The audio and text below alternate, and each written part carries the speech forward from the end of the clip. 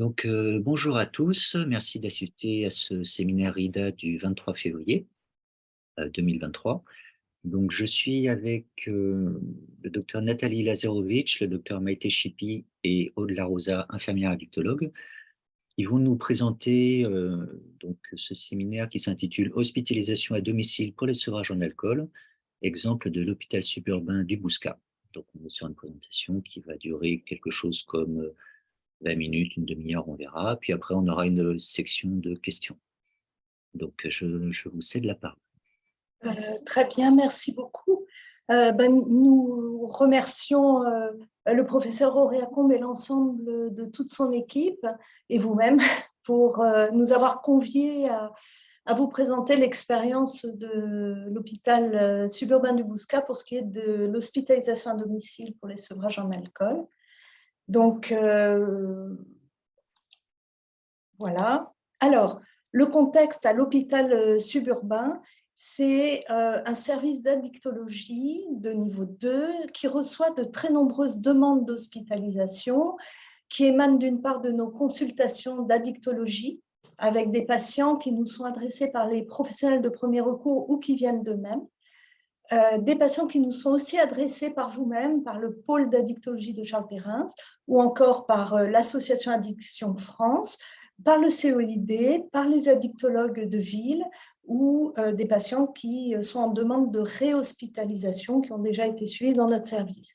Et tout ceci génère jusqu'à 2 mois d'attente en moyenne pour obtenir une place dans le service d'addictologie de l'hôpital.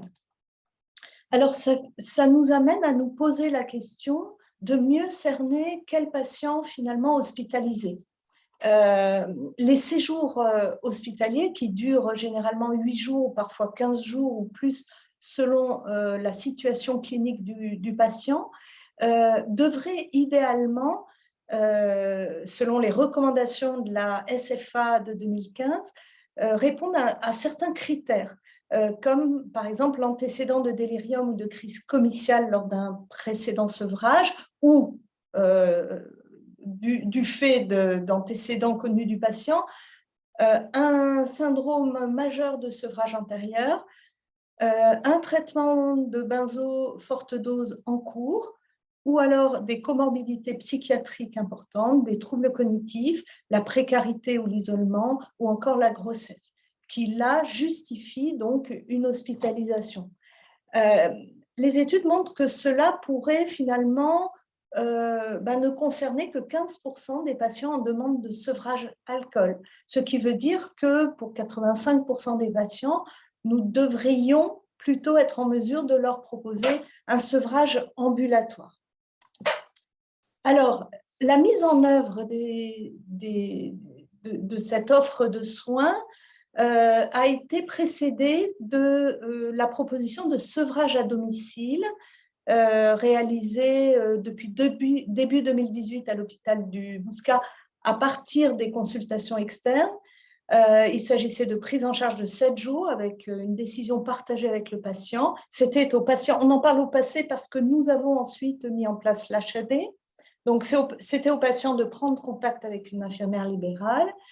Il y avait une consultation pré-prise en charge qui permettait d'identifier les intervenants et de nous contacter entre nous, c'est-à-dire infirmière libérale, médecin traitant, addictologue, et on remettait au patient comme le contrat préalable, l'engagement signé de contacter les professionnels si problème, les prescriptions thérapeutiques à aller chercher en pharmacie et les prescriptions de soins infirmiers à remettre à l'infirmière libérale. Alors, on n'a pas le temps de vous exposer les résultats de cette prise en charge qu'on a menée pendant 3 ans, mais les points positifs étaient notables avec une rapidité de prise en charge sans délai, l'accord systématique des infirmières, nous n'avons eu aucun refus des partenaires libéraux, des bons résultats avec 47% d'abstinence à 6 mois et surtout des retours positifs par les patients. Mais il y avait quelques bémols, comme par exemple la cotation libérale pour ces infirmières et infirmiers n'était pas spécifiquement prévue. Et elle est particulièrement basse quand il s'agit de se rendre au domicile du patient pour donner des médicaments à un patient qui est dépendant, par exemple, psychiquement ou qui a des troubles cognitifs. Pas d'éducation spécialisée à domicile, comme nous l'avons mis en place depuis avec notre infirmière addictologue. Pas de dossier partagé entre infirmiers et addictologues. Donc, la communication se faisait de manière, on va dire, pas forcément systématique. Donc, c'est un petit peu tout ça qui nous a amené à formaliser notre prise en charge et à évoluer vers une prise en charge plus cadrée, qui était l'hospitalisation à domicile, puisque l'hôpital dispose d'un service d'HAD général. Et vous voyez que le périmètre géographique est assez vaste. Je vous laisse lire les communes concernées. Ça va jusqu'à à peu près un rayon de 25 km au nord et à l'ouest de Bordeaux. Et ça inclut la moitié nord de Bordeaux. Donc, cet HAD entraînait donc la nécessité d'informer le médecin traitant, c'est-à-dire qu'on sollicite son accord au préalable pour l'HAD alcool comme pour tout HAD. Les déplacements domicile du patient se font non plus par des infirmières libérales, mais par les infirmières de notre structure. Il y a l'intervention de notre collègue Aude, infirmière addictologue, au 1er et au 5e jour de prise en charge au domicile du patient. Et puis, nous, les 2 médecins coordonnateurs, l'une des 2 qui est en charge le patient, réalise une consulte visio au 5e jour, le vendredi après-midi. Et enfin, on a un dossier informatisé commun avec des transmissions au jour le jour qui sont visualisées par l'ensemble de l'équipe.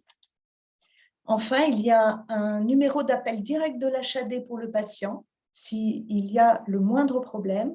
Et quant aux infirmières, elles peuvent nous appeler, nous les médecins, en appel direct à tout moment. Nous sommes d'astreinte 1 semaine sur 2.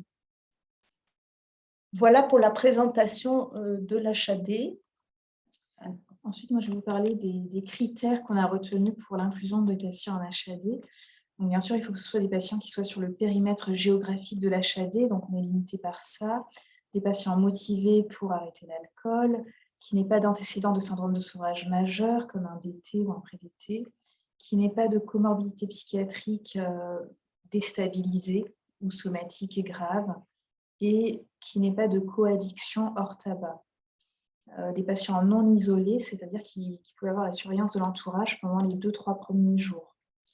On a fait évoluer ce dernier critère récemment, en octobre 2022, et on prend des patients qui sont isolés après les avoir évalués en consultation si on voit que la compréhension est bonne et qui peuvent nous alerter si besoin.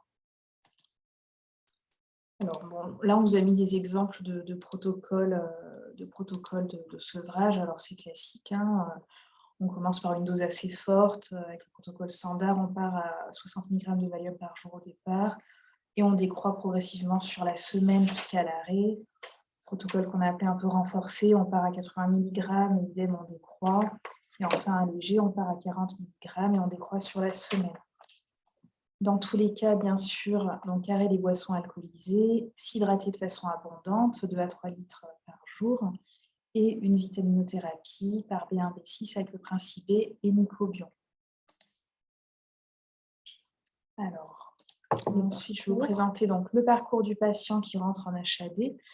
Donc, il y a d'abord une consultation de son médecin addicto-référent ou du médecin traitant quand ils viennent du médecin traitant. À ce moment-là, on prévoit déjà le rendez-vous de suivi donc avec l'addicto-traitant après l'HAD, donc on va dire 5 à 8 semaines après la prise en charge. Nous, on voit systématiquement, Nathalie ou moi, on voit systématiquement le patient avant l'admission en HAD pour une évaluation, pour valider la prise en charge en HAD. On essaie de les voir la semaine d'avant ou 2 semaines avant, selon les disponibilités. Donc, on fait le point avec le patient sur son parcours, on lui explique ce qu'est l'HAD, on vérifie qu'il soit bien d'accord avec les modalités prévues. On lui remet un document d'information écrit sur le déroulement de l'HAD pour lui et pour la famille, les tiers. Donc, il repart avec ce document écrit à la maison et on lui fait signer un consentement à cette prise en charge en HAD selon les modalités évoquées. On envoie un courrier d'information au médecin traitant de façon systématique, après l'avoir eu au téléphone en général, pour le prévenir de la prise en charge en HAD.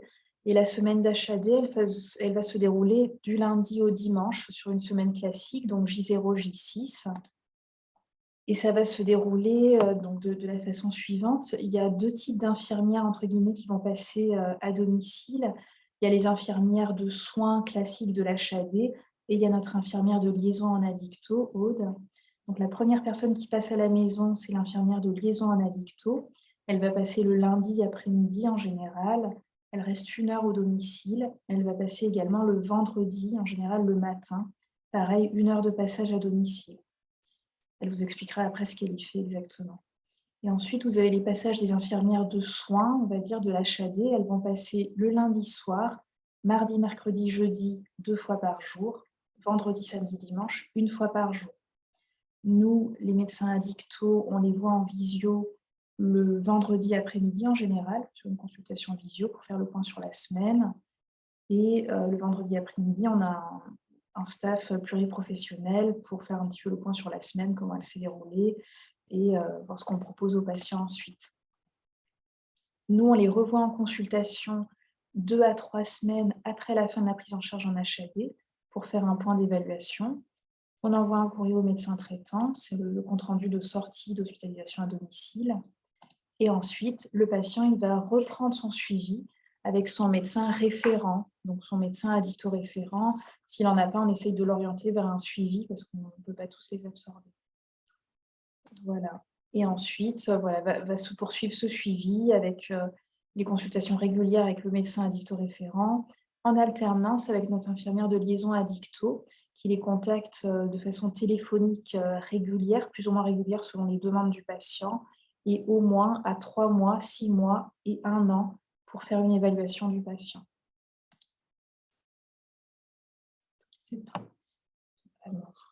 Ah oui, on a pour les infirmières dites de soins là, de l'HAD, comme en fait c'était des infirmières qui n'avaient pas d'expérience en addicto particulièrement, ça pouvait être un petit peu, elles pouvaient avoir un peu d'appréhension par rapport à ces patients. On a organisé une formation pour toutes ces infirmières. Donc, il s'agissait déjà de leur évoquer les principaux concepts d'addictologie, donc qu'est-ce qu'une addiction, leur parler du craving, comment ça se déclenche, etc., le parcours addictif du patient, leur évoquer la possibilité d'une rechute, leur expliquer évidemment le programme de prise en charge en HAD avec le parcours du patient, le protocole médicamenteux pour le sevrage, leur rôle à elles en tant qu'infirmière de l'HAD avec ce qu'elles devaient surveiller et le rôle de notre IDE addicto qui va nous être exposé après. On insistait surtout sur ce qu'elles devaient surveiller, les données cliniques de surveillance et notamment le score de Cushman. Voilà. Et évidemment, donc on essayait de faire cette formation à peu près 2 fois par an.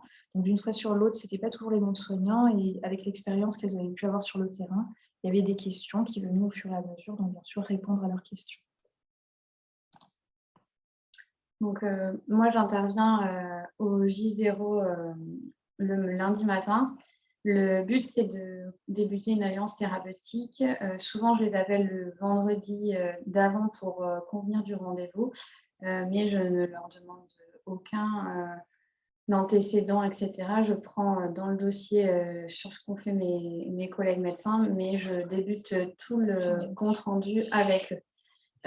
C'est pour moi le plus important, le domicile, puisqu'on va découvrir s'il reste des difficultés possibles ou pas avec la présence d'alcool ou non encore au domicile. Et puis on reprend les documents et on répond à toutes les questions que les patients peuvent avoir. Effectivement, après, je retranscris tout dans le dossier informatisé. On utilise Antaline ou MobiSoin. Le vendredi matin, je relis toutes les transmissions qu'ont pu faire les soignants durant le début de semaine. Ensuite, moi, ça me permet de savoir comment s'est passé le début de semaine, savoir s'il y a eu du craving ou pas. Ça va me permettre du coup d'orienter aussi s'ils ont mis en place des stratégies dont on a un petit peu parlé le lundi ou pas, et si ça a été efficace ou non. On va aussi parler des balances décisionnelles avec les patients. ils vont en établir une et dont on va se servir après sur le suivi. Les balances sont reprises après au niveau médical lors des entretiens en visio ou alors des suivis.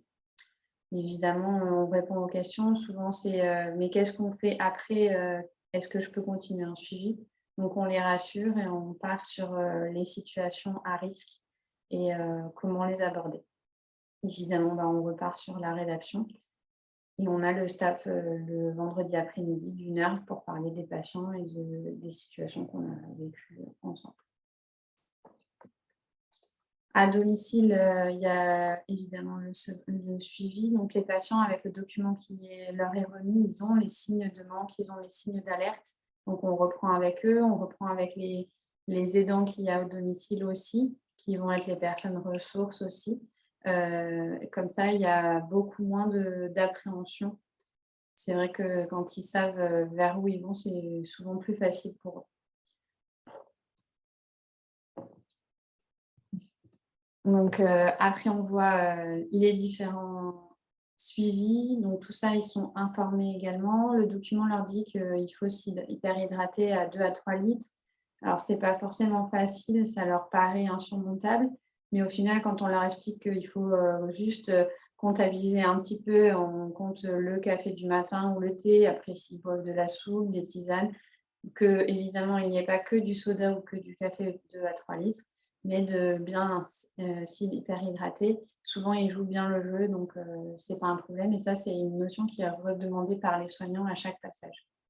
On leur explique qu'ils doivent évidemment arrêter toute prise d'alcool 4 heures avant la première prise du traitement le lundi soir, et ce, durant toute la durée de la prise en charge. S'il y a consommation, ce ne sera pas un échec, ce sera un arrêt de la prise en charge et peut-être qu'ils ne sont pas prêts et que ce n'est pas prêt pour cette prise en charge-là. Mais du coup, on arrête cette prise en charge, on part sur une relation de confiance mutuelle. La plupart du temps, même la quasi-totalité du temps, on n'a pas eu besoin de passer à l'éthylotest. Les patients vont d'eux-mêmes ou les aidants dire qu'il y a eu consommation. Voilà, on a eu 4 situations où les patients avaient consommé, où on a dû arrêter la prise en charge. Au niveau du craving, on va se servir des stratégies comportementales qui sont réduites pour le début de la semaine. Et après, parce que sous Valium, on ne peut pas faire beaucoup de choses non plus. Mais après, on va se servir de toutes leurs ressources. Et ensuite, on se sert du Cushman. Donc, le Cushman, il est repris juste après. Donc, il est dans le classeur de présentation au domicile. Comme ça, les patients savent de quoi on parle, savent les surveillances et pourquoi on les fait. Et du coup, ils savent qu'inférieur à 7, et les soignants aussi, ça va, il faut augmenter l'hydratation. Au-delà de 7, les soignants savent qu'il faut appeler les médecins qui sont joignables 1 semaine sur 2 en alternance. Et du coup, il faut réévaluer un peu au niveau médicamenteux. On n'en a pas eu beaucoup au-delà de 7, on en a eu 3 patients. Et puis, bien sûr, il y a le suivi. Donc, ça ne s'arrête pas à la fin de la semaine. On va reprendre avec eux si ils souhaitent faire un suivi alors téléphonique ou présentiel avec moi-même, en alternance avec les médecins addictologues référents de l'hôpital suburbain ou reprendre leur suivi, c'est important. On va évidemment leur proposer, s'ils le souhaitent et s'ils ont eu besoin avec des situations de craving, un traitement addictolytique. On va aussi évaluer durant cette semaine s'il y a besoin d'autres professionnels à mettre dans le lien, psychiatre ou psychologue, nutritionniste ou diététicienne, et aussi beaucoup insister sur une reprise d'activité physique. À la demande des patients aussi, selon ceux qui le souhaitent, on fait le suivi. Mais par contre, moi, je les appelle à M3, à M6 et à 1 an. Voilà. Donc, nous avons mis en place ce dispositif depuis mars 2021 et nous avons décidé de l'assortir d'une évaluation prospective, systématique sur ces prises en charge. Nous avons décidé de faire le point fin décembre 2022, donc tout récemment, avec un recul de 6 mois. C'est-à-dire que nous nous sommes intéressés à l'ensemble des prises en charge de mars 2021 à juin 2022, de manière à ensuite pouvoir avoir un recul de 6 mois sur l'ensemble de ces patients-là. Donc, sur cette période de mars 2021 à juin 2022, 51 patients ont été pris en charge, ce qui correspond à 57 séjours en HAD, puisque 6 patients ont bénéficié de 2 prises en charge. Sur ces prises en charge, il y a eu 5 arrêts en cours d'HAD pour reconsommation. Donc, on insiste sur le fait que les items d'évaluation avaient été préconçus et que nous tenions à la fois, notamment par les recueils que faisait Aude de manière systématique et nos données de consultation, nous avons pu donc reconstituer l'ensemble de l'évaluation. Alors, pour ce qui est des données socio-démographiques, l'âge moyen était de 50 ans et demi, 70% d'hommes, presque 30% de femmes. La plupart étaient mariés ou vivaient en couple, mais évidemment, cela correspond à notre critère qui était de ne pas être isolé. On en parle au passé, comme a dit ma collègue, on a récemment fait évoluer ce critère vers la possibilité de prendre en charge des personnes isolées. Pour les 20%, les 19,5 vivant seuls ou veuves, le tiers était un membre de la famille qui venait pour l'occasion, un frère, une sœur ou un enfant majeur. Voilà, donc le statut parental, 78% avaient des enfants, dont 37% des enfants à charge. Donc on voit que finalement il s'agit d'une représentation assez classique pour notre population sur le plan socio-démographique. En termes de catégories socio-professionnelles, 51% d'entre eux étaient en activité. Donc ça, c'est assez notable. Et on le sait, l'HAD valait arrêt de travail pour ces personnes-là. Antécédents médicaux et comorbidités sur 51 patients, oui, c'est ça. Il y avait l'existence d'un traitement psychiatrique antérieur à la prise en charge chez 35% de cet échantillon. Ensuite, par rapport aux antécédents de sevrage en alcool de ces patients, on est parti sur nos 57 prises en charge. Il y a des patients qui ont été pris en charge 2 fois. Il s'agissait d'une première démarche pour 39% des patients et 61% avaient déjà des antécédents de sevrage. On en avait donc à 7 même, pour qui il y avait une deuxième prise en charge en HAD, donc 12%. Par rapport aux objectifs exprimés par le patient quant à l'abstinence ou pas de l'alcool suite à ce sevrage, donc on en avait 49% qui exprimaient un objectif d'abstinence au long cours, à vie ou au moins 2 ans. Il y en avait 23% qui pensaient reprendre une consommation contrôlée 3 à 6 mois après l'HAD. 16% étaient partants pour une abstinence totale pendant 3 mois et après avoir. Ils laissaient un petit peu le temps de voir venir les choses. Et 3,5% d'entre eux étaient pour une consommation contrôlée d'emblée en sortant du sevrage. Il y en avait 8,5% qui ne savaient pas répondre à cette question. Concernant les coaddictions, on avait 51% des patients qui étaient fumeurs de tabac, 2% qui consommaient du cannabis de façon ponctuelle et 8% qui étaient des vapoteurs. Voilà. Donc c'est noté tout en haut qu'il n'y avait pas d'évolution de ce statut, bien sûr, pour les 6 patients qui avaient été repris une deuxième fois. Donc on partait sur 51 patients au total. Et il y avait un patient pour qui, en fait, il y avait une consommation de cocaïne, il y avait un trouble de l'usage de la cocaïne, mais on ne le savait pas. Ça n'avait pas été repéré à l'entretien de préadmission et il a fini par le dire durant la semaine de prise en charge en HAD. Voilà, 9 patients étaient des ex-fumeurs, 17,5%, et 10 ne présentaient pas d'autre addiction que l'alcool. Donc ça représentait presque 20% des patients. Concernant la consommation d'alcool que les patients pouvaient avoir, donc sur les 57 prises en charge, on avait une consommation moyenne de 15,4 unités par jour. Et voilà, si on faisait un petit peu un petit classement entre ceux qui consommaient moins de 5 unités, 5 à 15, 15 à 25, on en avait une grosse majorité, 26, qui consommaient entre 5 à 15 unités d'alcool. La consommation minimale était de 2 unités par jour et au maximum de 35,5 unités, avec une médiane de 14 unités par jour d'alcool. Donc, on a pu en extraire un diagramme de flux. On avait 57 patients au départ avec 5 arrêts de prise en charge. On tombait à 52 prises en charge réalisées. On en a 3 qu'on a perdu de vue et un décès entre le J0 et les 3 mois. On avait 48 patients donc en suivi à 3 mois.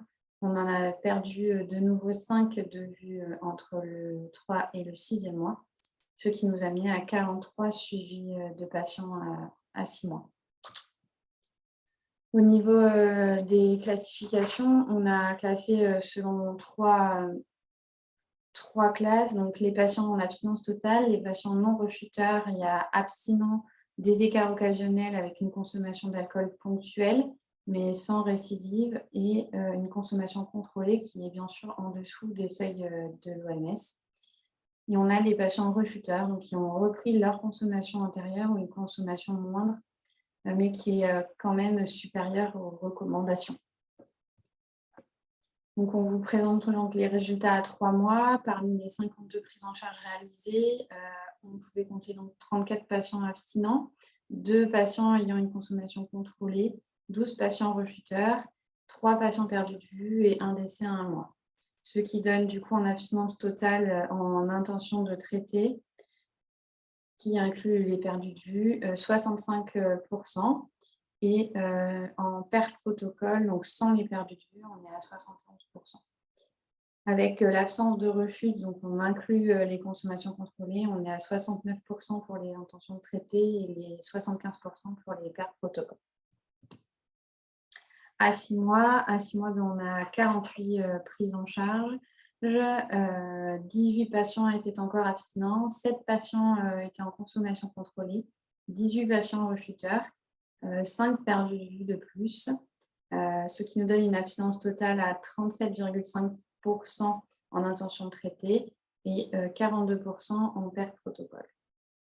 En absence de rechute, en incluant donc les consommations contrôlées, on est à 52% en intention de traiter et à 58% en perte protocole. Alors, concernant les modalités de suivi, vous voyez qu'on a instauré un traitement addictolytique pour 54% de notre population. On ne l'instaurait pas de manière systématique, mais en fonction du craving que nous déclaraient les patients à l'issue de la prise en charge pour le sevrage. Donc, à ce moment-là, on mettait classiquement Revia à Otal ou Selinco à Otal, ou l'un ou l'autre, selon la tolérance. Pour le suivi psychologique, il préexistait pour 12% de nos patients. Il a été instauré, alors qu'il ne préexistait pas, il a été instauré dans les suites pour 21%. Voilà, c'était pas forcément quelque chose pour ceux qui ne l'avaient pas déjà auparavant, qui était toujours souhaité. Ça aurait été nécessaire le plus souvent, mais nous disposons aussi de peu de ressources à l'intérieur de l'établissement pour le faire de manière beaucoup plus systématique. Nous vous présentons aussi le nombre de consultations de suivi médical. Vous voyez qu'en moyenne, on est à 5 consultations médicales et pour l'infirmière de liaison Aude, 4,5 consultations en moyenne. Et ça a pu aller jusqu'à 10 plus 13, donc jusqu'à 23 consultations de suivi sur ces 6 mois.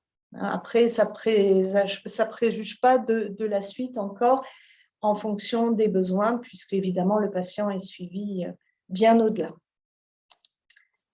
Alors, pour conclure sur ce dispositif, on note là aussi des limites, mais aussi des points forts. Donc, les limites, c'est que nous n'avons pas évalué à l'entrée le score de sévérité de l'addiction par l'ASI Mini. Nous savons qu'il est dûment réalisé au service d'addictologie de Charles Perrins, mais nous ne l'avons pas fait à ce jour. Pas de suivi non plus du niveau de craving sur échelle visuelle analogique. On aurait pu le suivre avant prise en charge et en post-prise en charge. Ça reste peut-être à réaliser. Les critères d'inclusion étaient restrictifs, notamment au début, nécessité de tiers à domicile. Nous avons fait évoluer ce critère depuis le mois d'octobre, comme a dit Maïté, en incluant des patients vivant seuls, mais sous réserve d'évaluation médicale, de sa compréhension de la prise en charge et de son degré d'adhésion. Les points forts, eh bien, c'est que l'établissement est l'un des 3 établissements en France à ce jour, pour les recherches que nous avons faites. Peut-être il y en a un de plus à Limoges. Nous sommes preneurs si vous avez d'autres informations en Nouvelle-Aquitaine. Nous connaissons l'établissement, l'hôpital de Montauban et celui de Perpignan, qui réalisent ce type de prise en charge depuis plusieurs années. Nous étions en contact avec eux lorsque nous l'avons mise en œuvre. Mais nous sommes a priori un des rares ayant réalisé de manière systématique une évaluation de cette offre de soins. Un point fort, c'est bien sûr le délai court de prise en charge, 1 à 2 semaines, et puis le suivi très systématique de notre infirmière addictologue en consultation présentielle ou par téléphone. Et ça, c'est vraiment un point fort qui est très complémentaire de notre prise en charge et très apprécié par les patients. Et puis, un point fort de ce dispositif, c'est qu'il correspond bien sûr à la nécessité de répondre aux besoins de la population, oui, mais en privilégiant sans doute un peu plus la prise en charge ambulatoire que nous le faisions jusqu'à présent. Et surtout, ça leur permet de mobiliser leurs ressources dans la réalité de leur vie quotidienne, c'est-à-dire au plus près de leur environnement. Et on le voit, on le pressent et ils nous le disent, combien c'est efficace pour la suite et la pérennité de leur abstinence. Pour conclure, donc les avantages et les inconvénients. Les avantages, donc, c'est l'accès à un sevrage en alcool plus rapide par rapport à nos délais hospitaliers.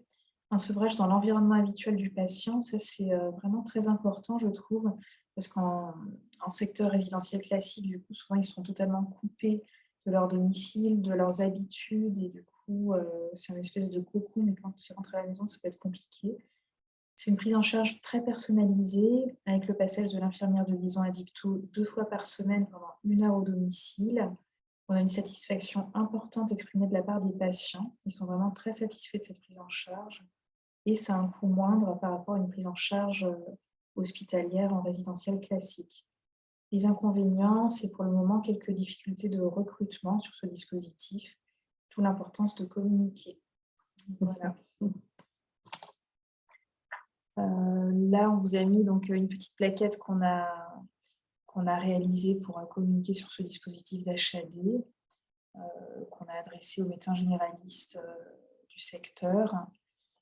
Et on a réalisé une plaquette sous forme de marque-page qu'on a distribuée également aux généralistes du secteur et aux collègues addictos qui pouvaient nous envoyer des patients. Donc ça retrace tous les critères d'inclusion, le secteur géographique de l'HAD du Bouscat qui est limitant et un petit peu le déroulé de cette prise en charge. Voilà. On vous remercie pour votre attention et si vous avez des questions,